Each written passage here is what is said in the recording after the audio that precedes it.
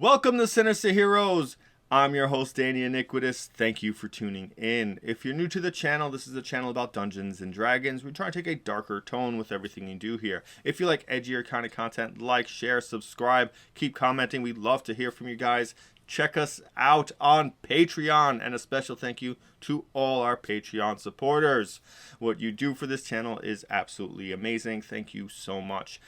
Speaking of thank yous, we want to say a big thank you to Dice Legion for helping us out and all of our friends here. Use the promo code Sinister to get 10% off all of your purchases. You can keep using that code, so if you need dice and dice accessories, definitely keep that up. And finally, on to our new video. We're going to talk about the Oath of Glory Paladin. The Oath of Glory Paladin comes from Mythic Odyssey of Theros, and it was later republished in Tasha's Cauldron of Everything. This is your I'm doing it for the glory. This is your I'm a fallen Aasimar, and I want people to worship me for the things that I've done and take glory and honor and steal the love of those who suffer and pray to those mindless celestials. This is your character that wants nothing but the love and adoration for all the things they do. This is the guy that won't kill somebody in a dark corner because they want the world to see what they have done. This is that kind of a paladin. So it's a very, very grandiose, very, very proud, very self-loving, narcissistic, watch as I save the world, not for your sake, but for the sake of myself, so that I can relish in the cheers and the songs and the statues that they build for me. It's a very cool, very, very exciting thing to play, especially in this kind of a world where D&D is, where it's very, very, popularity is so hard to attain. To go to a different city and have people know your name is a very, very difficult thing to achieve. And it's so awesome, and that's kind of what you crave, so you can be super selfish about it. And once you're selfish, you start thinking about things being the best way for you, and once you get to that train of thought, you've opened up the doorway to evil. Peerless Athlete is not going to be something you're really going to use often. I think it's more there for ribbon purposes, to be like Herculean and find yourself in the Olympics and need to throw something really hard. It's very rare you'll see this. I don't really pay too much attention to it. Really, it's something to put on your back burner in case you need to show off for someone, which might be worth it. Channel Divinity, Inspiring Smite. Immediately after you deal damage to a creature with your Divine Smite feature, you can use your Channel Divinity as a bonus action and distribute temporary hit points to creatures of your choice within 30 feet of you, which can include you. The total number of temporary hit points equals 2d8 plus your level in this class, divided among the chosen creatures however you like. That being said, I'm selfish and I want all the glory for myself. I need to fight harder than everyone else. That temporary HP is going to me. It is crucial that it comes to me because I'm going to be diving right into combat. You're a paladin. You don't really have a lot of ranged options. However, I can see distributing that to other people in the moment of an encouraging speech, a rallying cry, something that bestows yourself to be that leader, something that bestows you to lead that charge and force people to move forward. Say that Divine Smite smashes into some undead and you destroy it. Charging forward, giving your other companions that desire that we can keep going, that this is the turn of the tide. That is this moment. That's an inspiring smite. That's what that's kind of really meant for. That shows you to be greater. That shows you to be a leader, fearless, able to overcome, able to inspire others. And that's really a great thing that you don't get to do a lot with in other abilities or classes unless you have something specific that does a rallying cry. As a paladin, you're charismatic.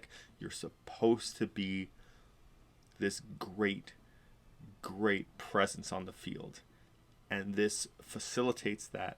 It gives you an opportunity to play it however you want based on your alignment. And it's beneficial to yourself. It's beneficial to any other tanks. The smaller your party, the better this is. This is going to be your better choice of channel divinities because it sustains you, it's damage reduction at higher levels, and it's just a cool thing to do on a bonus action that you don't have many options to do. Aura of Alacrity.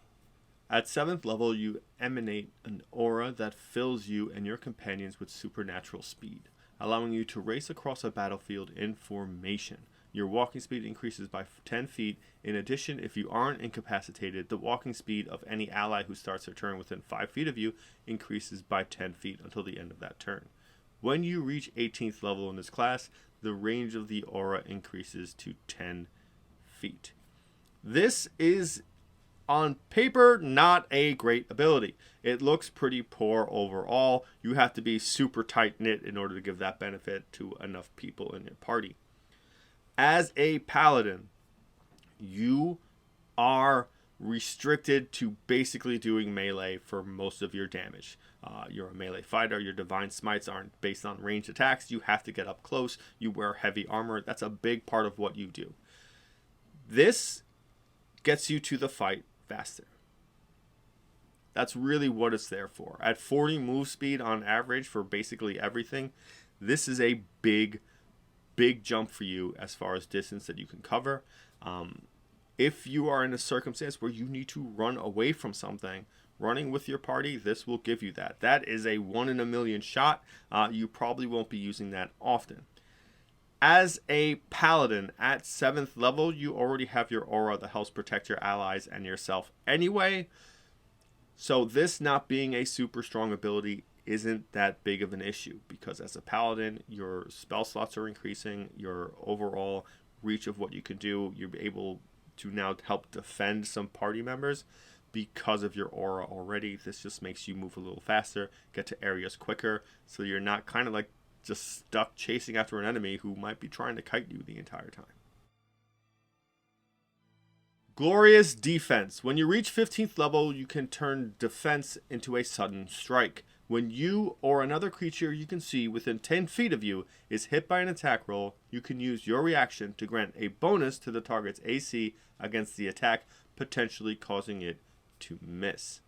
The bonus equals your charisma modifier. If the attack misses, you can make one weapon attack against the attacker as part of this reaction, provided the attacker is within your range. You can use this feature a number of times equal to your charisma modifier. You regain all expended uses when you finish a long rest. 15th level is a level most of us will not see. Full disclosure, that's just kind of the way most campaigns, most modules end. If you do end up in a high level campaign, I am envious. High level combat is exciting. I really like it. It's a lot like low level combat because any turn anybody can die. So it's very, very exciting. You really have to be on your game. That being said, this ability can be used for yourself, which means a lot of the time you'll be able to just dodge whatever it is and get that extra attack in. At 15th level, pumping out 3 smites in a turn is devastating. That's definitely something to keep track of. This is a great way to glorify yourself and show how sheer concentration of your will is enough to overcome anything. It leans heavily into that narcissistic ability when you use it just on yourself. It really pulls you into being, I am that great thing, because if you hit with that reaction and you smite, you can inspiring smite and regenerate some temporary HP. It is cool. It is something you can do pretty regularly. I encourage paladins to really not negate your charisma and bring that up and make sure you have that, because in circumstances like this, if you can pull that off 5 times, that's so beneficial to you. That is a huge jump into what you can do because it gives you so many more attacks, and as a paladin, your attacks can be devastating. Living Legend. You can empower yourself with the legends, whether true or exaggerated, of your great deeds. As a bonus action, you gain the following benefits for 1 minute. You are blessed with an otherworldly presence, gaining advantage on all charisma checks. Once on each of your turns, when you make a weapon attack and miss, you can cause that attack to hit instead. If you fail a saving throw, you can use your reaction to re-roll it. You must use the new roll. Once you use this feature, you can't use it again until you finish a long rest, unless you expand a 5th level spell slot to use it again. This ability is interesting. It gives you a little bit of everything. It gives you a defensive bonus with being able to re-roll saving throws, which, considering you're a paladin of 20th level, you probably have +5 in your charisma. Or if you don't, you definitely should have. That benefit adds onto your aura of protection, so you should have that. And advantage, really, or kind of basically just re-rolling this is basically like rolling with advantage. You should be able to make that save, which is great for save or suck spells, debilitating spells. As a paladin, being up close in melee is really important to you. Fears are debilitating to you. Anything that stuns you or paralyzes you will take you out of the fight, and your party will suffer greatly for it. The ability to turn a miss into a guaranteed hit once per turn means you will always hit at least once on your turn. Missing twice on a turn sucks, especially at high level when all of those attacks count. The higher level you go, the more important it is for you to take down your enemies as fast as possible. Doing that quickly means they don't get to damage you as much as fast, and you do not survive the longer the fight goes. It's very, very important to keep that up. So guaranteeing you're always going to get at least one attack means you can pump in a pretty sizable smite into it, which benefits you and your party. The other ability is rather interesting because you're not going to be making a lot of charisma checks in combat. You're not persuading, deceiving, or intimidating a lot of people. You might try to intimidate a lot of people, but that's not something normally that comes off a charisma check.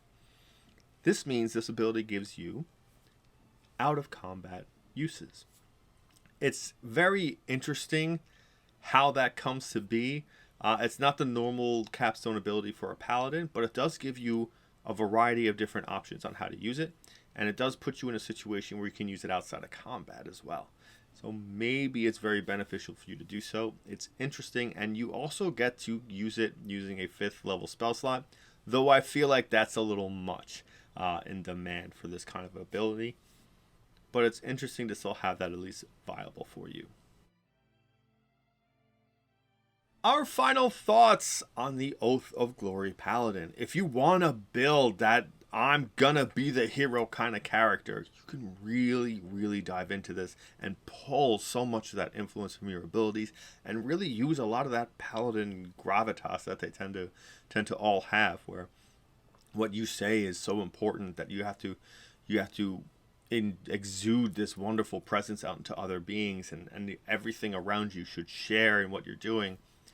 And you can really warp that. You can really make this all about you and not about the mission and not about anything. You're doing it for the glory. There is no reason to kill a bad guy behind closed doors when the world should know you did it. You get to push that kind of an idea and really dynamically change how you approach things in a way that's not usual. Usually you want to do something, get out quick.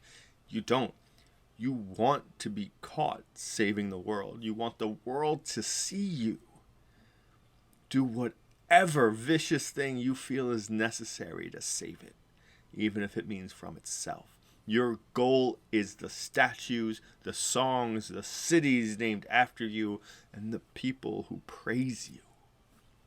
That's a fun and exciting thing. That's a great thing to do. It fits so well with the Fallen Aasimar because you get this fallen from celestial perfect background to just your lineage, and you get to incorporate that with a class and a subclass that fits right within that wheelhouse, and all really complement each other very, very well, and you can pull it all the way to the forefront. It's a great way thematically. As far as measuring this up to other paladin classes, it's kind of middle of the road. It's not super great. It's not terrible. It's just kind of in the middle. Probably on the lower end of the middle, but in the middle ultimately. But as a paladin, your strength comes from your smite. Your strength comes from your spell selection. Your strength comes from the fact that you're a paladin. Your subclasses tend to not really influence that as much as subclasses influence other classes. Keep that in mind. No matter what paladin you do, if you get high enough in level, you're good enough just as a paladin these other subclasses tend to be more flavorful or pull you in a specific direction. You want to last longer in combat, you want to be kind of that charismatic leader, Oath of Glory. That being said, let us know in the comments if you played an Oath of Glory Paladin, what you did with it, what kind of dark things you did. Definitely hit that like, share, and subscribe if you've made it this far in the video. It means so much to us that you did. Thank you so much to all our Patreon supporters. We love you guys for what you do for the channel. Definitely check out our friends at Dice Legion. Again, that promo code is Sinister. Thank you so much for giving a spooky kid a chance.